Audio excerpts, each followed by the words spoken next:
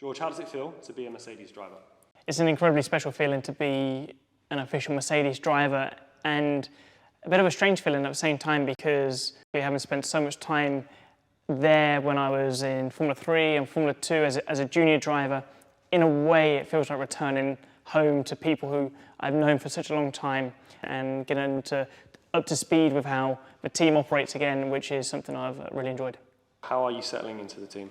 Because I spent so much time with the team prior to joining Williams in Formula 1 as a junior driver, I feel like I know everybody so well already, so we're just straight to business on the important bits and bobs to understand the new car, to understand the challenges, and to try and prepare as best as possible for the season ahead. And I think following the conclusion of last year, there's so much motivation and fire within the whole factory to bounce back, and that is incredible for me to see. How was your winter looked?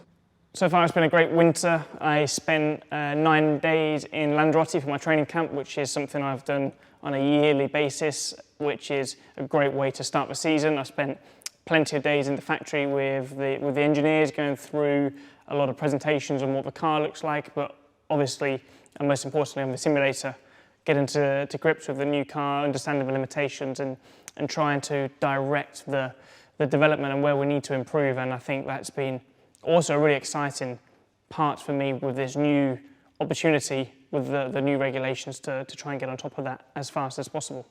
What are your first impressions of W13 from the sim?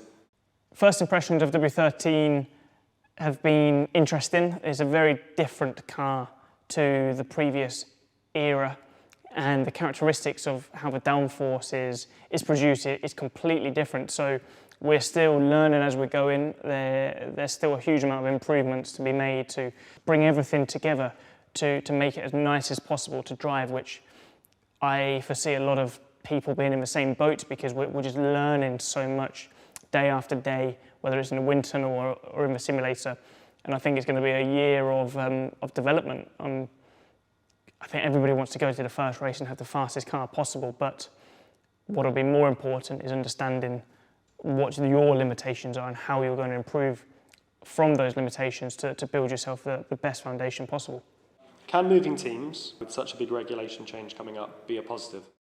I see moving teams during this regulation change as a positive, in all honesty, because we've got a completely different car, which is a completely different philosophy to previously, different tyres, working with new engineers, and I think starting from a completely fresh sheet of paper is beneficial for all, whereas I think if I stayed with Williams for this season, there's always things in the back of your mind that you learnt on the previous era of cars that will always subconsciously carry through into the future, whereas if you are truly starting from a fresh slate, I think that can only be a beneficial this year.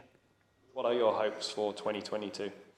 My hopes for 2022 is to really get the maximum from myself and the team around me. I think it's going to be such an interesting year of development, and I think that's truly where all of the performance is going to be this year.